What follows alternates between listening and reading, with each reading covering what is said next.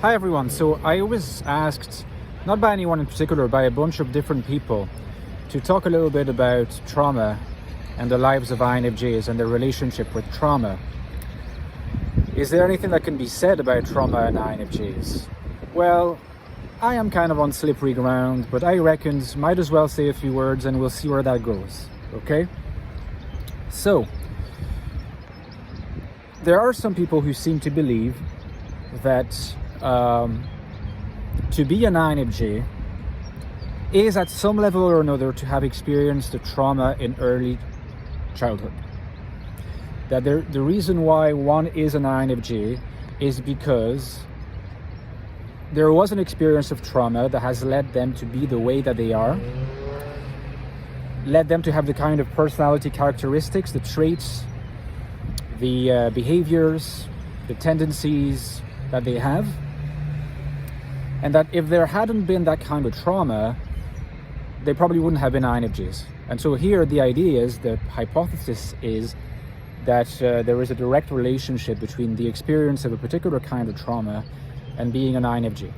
I say a particular kind of trauma because it's obvious that a lot of people who've been through serious traumatic events are not INFJ. So like, even according to that particular hypothesis, there is no direct line from experiencing a traumatic event in childhood to becoming an INFJ, but there seems to be, in the minds of these particular people, a direct line between some kind of traumatic event and being an INFJ. Now, what is good about this hypothesis, what is interesting about this hypothesis, and what is problematic about this hypothesis? So I'll start with what I think is interesting about this hypothesis, some of its strengths, you might say, or some of what it illuminates.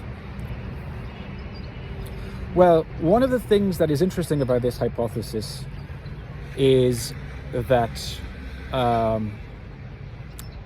it's an attempt.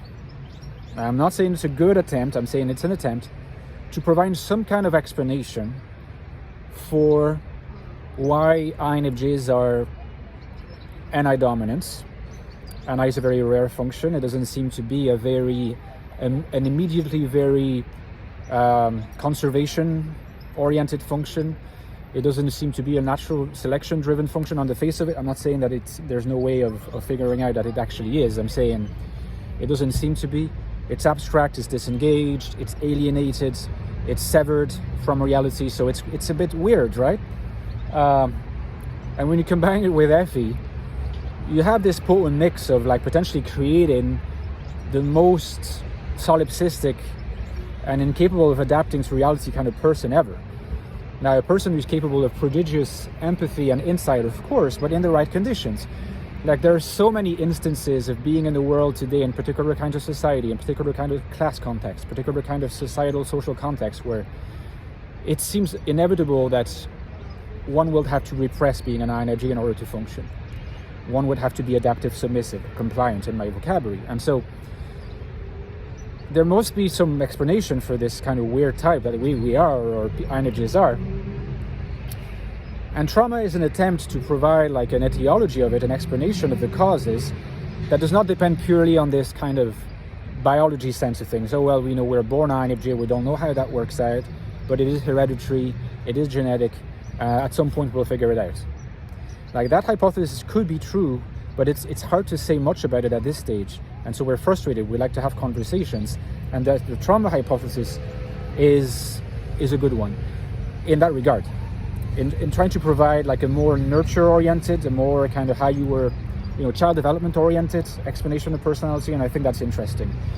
One last interesting thing about it is that it relies on the very well-known fact in psychology circles and psychoanalytic circles that a great deal of trauma, perhaps the majority of trauma, is not just one single traumatic event that happened.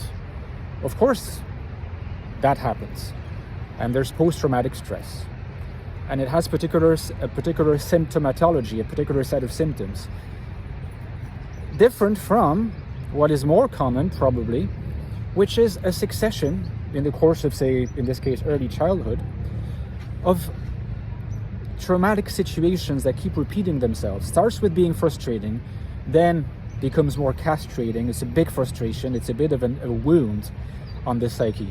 But repeated, it kind of deepens it, and it sort of creates this traumatic, this deeper traumatic wound that is the result not of a single traumatic event, but of many repeated frustrations turn into castrations, turn into worse. And that is, I think, a better way to think about trauma in the lives of INFJs, regardless of whether or not that explains their personality. Of course, some INFJs will have experienced single event trauma, but I think a lot of INFJs will have more so experienced this repetitive cycle of many traumas becoming a bigger trauma. Now, what are the downsides of the trauma hypothesis? Well, first of all, like I said earlier, there's a lot of people who went through trauma, even of the accumulative type of trauma, and are not INFJ. So how do you explain that in certain cases it leads to being an INFJ? It seems that there's a missing link here, and perhaps after all it is to be found in biology, or in genetics, or in some other aspects of the nurture relationship. But I think perhaps the most problematic attempts, the most problematic elements in trying to use trauma as what explains the INFJ type, INFJ behavior, is that, well, there is a type of INFJ that exists called the secure INFJ. I also call them the spiritual INFJ, who didn't experience trauma. Experience frustration, to be sure. No one can escape frustration in early childhood. Some castration in early childhood is inevitable, but maybe not to the extent that it would be a traumatic situation. And these INFJs have all the hallmarks of a particularly securely attached, ego-confident type of INFJ. I've discussed them many times on this on YouTube, and I surely have had INFJs, both in the comments section on YouTube and on Patreon, who have come forward and said, yeah, I'm this kind of INFJ. I'm not very neurotic. My self-esteem is okay. I don't identify with adaptive submissive or with solipsistic, and I didn't go through the phases to become spiritualized. I think I'm just secure. I'm weird, I'm different, so sure, but I'm okay with that, and I have always been okay with it. How do you explain that kind of INFJ exists that seems really to be an INFJ? If the trauma hypothesis as such was correct, these wouldn't exist, and yet they do. Okay, so let me know in the comments what you thought, guys, about this video. Give me a like if you enjoyed it, and don't forget that I discuss a lot about INFJs in great depth in 2 books that are some of the most in-depth investigations of the INFJ mind. My latest one is called The Infinite Soul, INFJ Life in the Modern World. You can find it at the link below. It looks at how INFJs find the world hostile in many ways. The contemporary world is hostile, and yet I argue in this book that it's possible to lead an authentic INFJ life precisely to find purpose, value, and meaning in the world. Not abandoning your INFJ-ness, but embracing it. It's an in-depth discussion, a guide to INFJ survival. Check it out below. Check the reviews, and I appreciate you taking an interest. As well as this prequel, The Ecstatic Soul, new look at the INFJ personality, which is all about exploring in depth the consciousness of INFJs. What is an INFJ's mind like? How can we investigate it? What is it like to have an INFJ mind, to live as an INFJ? This is the book to get. The books go very, very well together, as you can imagine.